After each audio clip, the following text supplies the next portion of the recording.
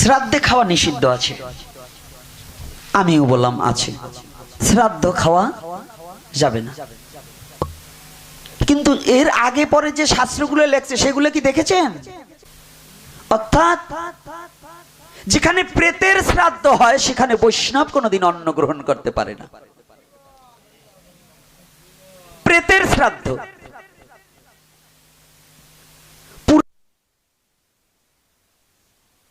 গ্রহণ করিয়াছে, তার কোনো প্রেতের শ্রাদ্ধ নাই।